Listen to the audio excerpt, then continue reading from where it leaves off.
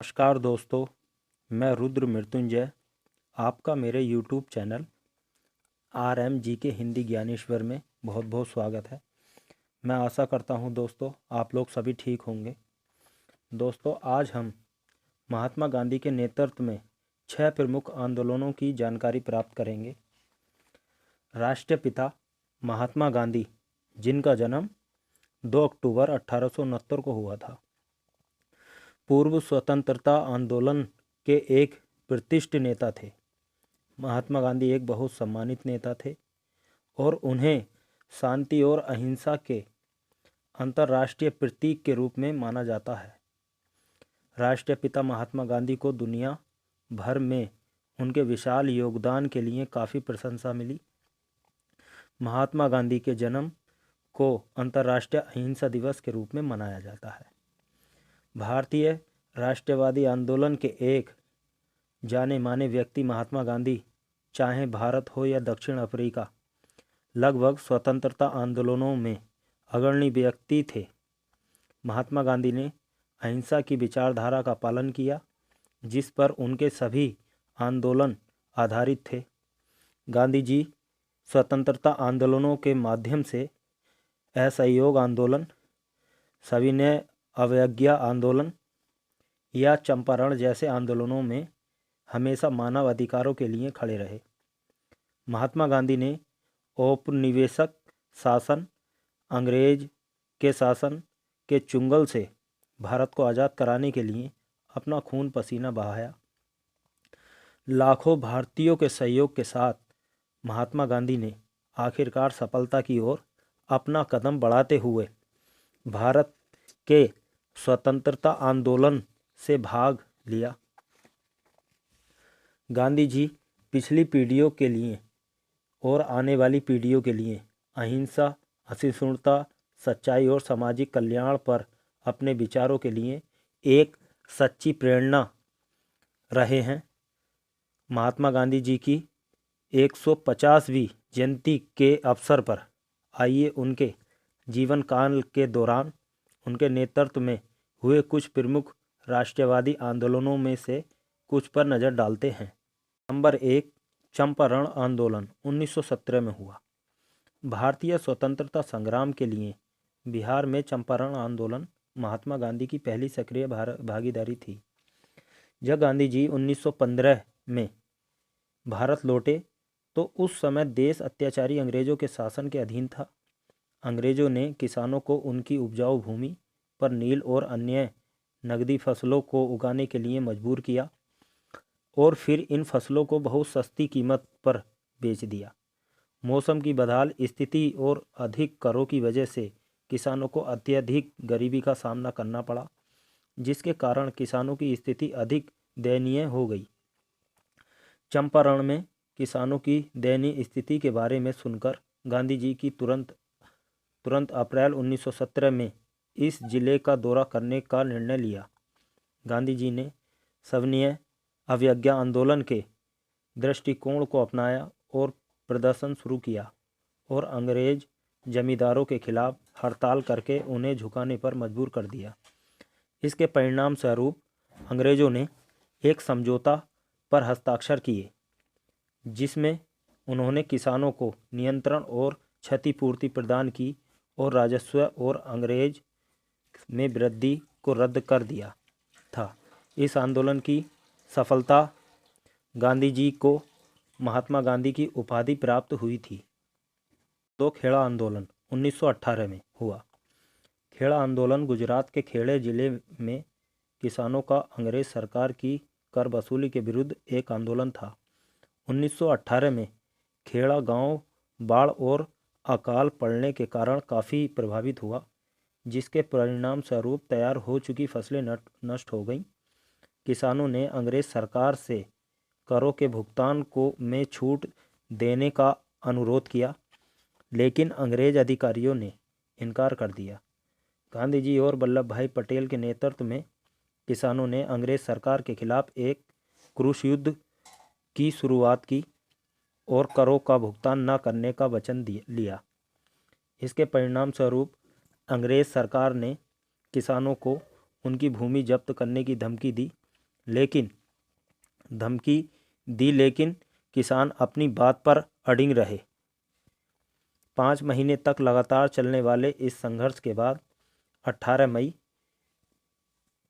1918 में अंग्रेज सरकार ने जब तक कि जल प्रलय समाप्त नहीं हो गया गरीब किसानों से कर की वसूली बंद कर दी और किसानों की जब्त की गई संपत्ति को भी वापस कर दिया। 3. खिलाफत आंदोलन 1919 में हुआ। प्रथम विश्व युद्ध के बाद खलीफा और तुर्क साम्राज्य पर कई अपमानजनक आरोप लगाए गए। मुस्लिम खलीफा की सुरक्षा के लिए काफ़ी भयभीत हो गए और तुर्की में खलीफा की दयनीय स्थिति को सुधारने और अंग्रेज सरकार के खिलाफ लड़ने के लिए गांधी जी के नेतृत्व में खिलाफत आंदोलन शुरू किया। गांधी जी ने 1919 में भारतीय स्वतंत्रता संग्राम में अपने राजनीतिक समर्थन के लिए मुस्लिम समुदाय से संपर्क किया और बदले में मुस्लिम समुदाय को खिलाफत आंदोलन शुरू करने में सहयोग किया। महात्मा गांधी अखिल भारतीय मुस्लिम सम्मेलन के एक उल्लेखनीय प्रवक्ता बने और दक्षिण में अफ्रीका में ब्रिटिश साम्राज्य से प्राप्त हुए पदकों को वापस कर दिया। इस आंदोलन की सफलता ने महात्मा गांधी को कुछ ही समय में राष्ट्रीय नेता बना दिया। 4. असहयोग आंदोलन 1920 में हुआ। 1920 में असहयोग आंदोलन के शुरू करने के पीछे जलियांवाला बाग हत्याकांड एकमात्र कारण था। इस हत्याकांड ने गांधी जी की अंतरात्मा को झंझोड़ कर रख दिया। उनको यह महसूस हुआ कि अंग्रेज भारतीयों पर अपना प्रभुत्व स्थापित करने में सफल हो रहे हैं। फिर यही वह समय था जब उन्होंने एक असहयोग आंदोलन शुरू करने का फैसला लिया था। कांग्रेस और उनकी अजय भावनाओं के समर्थन के साथ वह उनके लोगों को विश्वास दिलाने में सफल रहे, जो यह जानते थे कि शांतिपूर्ण तरीके से असहयोग आंदोलन का पालन करना ही स्वतंत्रता प्राप्त करने की कुंजी है। इसके बाद गांधी जी ने स्वराज की अवधारणा को तैयार की और तब से यह भारतीय स्वतंत्रता संग्राम का प्रमुख हिस्सा बन गए। इस आंदोलन ने रफ्तार पकड़ ली और शीघ्र ही लोगों ने अंग्रेज द्वारा संचालित संस्थानों जैसे स्कूल, कॉलेजों और सरकारी कार्यालयों का बहिष्कार करना शुरू कर दिया। इस आंदोलन को शीघ्र ही स्वयं गांधी जी द्वारा समाप्त कर दिया गया था।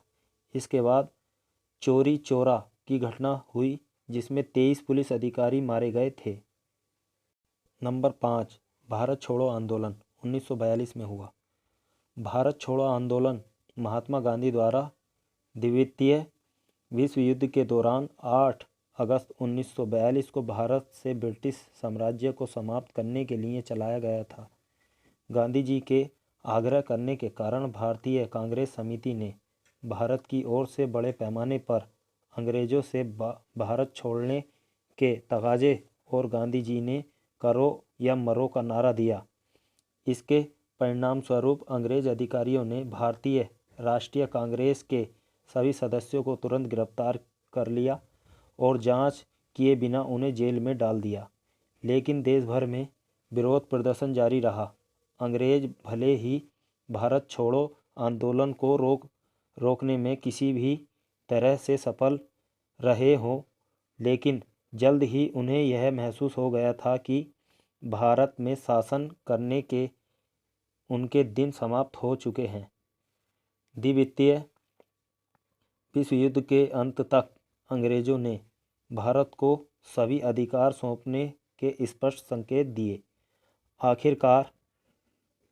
आखिरकार गांधी जी को यह आंदोलन समाप्त करना पड़ा, जिसके परिणाम स्वरूप हजारों कैदियों की रिहाई हुई।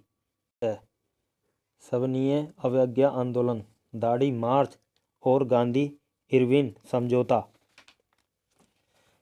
मार्च 1930 में यंग इंडिया के अखबार में देश को संबोधित करते हुए गांधी जी ने यदि उनकी 11 मांगें सरकार द्वारा स्वीकार की जाती तो आंदोलन को स्थगित करने की अपनी इच्छा व्यक्त की थी, लेकिन लॉर्ड इरविन की सरकार ने उन्हें इसका कोई जवाब नहीं दिया, जिसके परिणाम स्वरूप उन्होंने इस आंदोलन को पूरे उत्साह के साथ शुरू किया। यह आंदोलन दाढ़ी मार्च के साथ शुरू हुआ, जिसका नेतृत्व गांधी जी ने 12 मार्च 1930 को गुजरात के साबरमती आश्रम से दाढ़ी गांव तक किया था। दाढ़ी पहुंचने के बाद गांधी और उनके समर्थकों ने समुद्र के नमकीन पानी से नमक बनाकर नमक पर कर लगाने वाले कानून का उल्लंघन किया। इसके बाद अंग्रेज़ों के कानून को तोड़ने पाना भारत में एक व्यापक घटना बन गई। लोगों ने धारा 144 का उल्लंघन करने के लिए प्रतिबंधित राजनीतिक प्रचार पुस्तिकाओं की बिक्री शुरू कर दी। गांधी जी ने भारतीय महिलाओं की कताई शुरू करने का आग्रह किया और जल्द ही लोगों ने सरकारी कार्यालयों और विदेशी सामान बेचने वाली दुकानों के सामने विरोध प्रदर्शन करना शुरू कर दिया। भारतीय महिलाओं ने भारतीय स्वतंत्रता संग्राम में भाग लेना शुरू कर दिया। इस आंदोलन के दौरान सरोजिनी नायडू प्रमुख रूप से आगे आई थी। उत्तर पश्चिम में सबसे लोकप्रिय नेता अब्दुल गफ्फार खान थे, जिन्हें अक्सर फिफ्टियर गांधी कहा जाता था। लॉर्ड इरविन की सरकार ने 1930 में लंदन में एक गोल मेज सम्मेलन की मांग की और भारतीय कांग्रेस ने इसका हिस्सा बनने से इनकार कर दिया। यह सुनिश्चित करने के लिए कांग्रेस दूसरे दौर के सम्मेलन में भाग ले रही है। लॉर्ड इरविन ने 1931 में गांधी के साथ समझौते पर हस्ताक्षर कर दिए। इससे गांधी इरविन समझौता कहा जाता था। इस समझौते में सभी राजनीतिक कैदियों को रिहाई करने और सभी दमनकारी कानूनों को रद्द करने की बात कही थी। दोस्तों, ये थे हमारे गांधी जी के 6 आंदोलन, जिससे हमने आपको रूबरू कराया है। अगर आपको ये आंदोलनों की जानकारी सही लगी हो तो मेरी वीडियो को लाइक, शेयर, कमेंट कर देना। साथ के साथ दोस्तों, चैनल को सब्सक्राइब भी कर देना। आप ही का चैनल है, और बेल आइकन को प्रेस कर देना। धन्यवाद।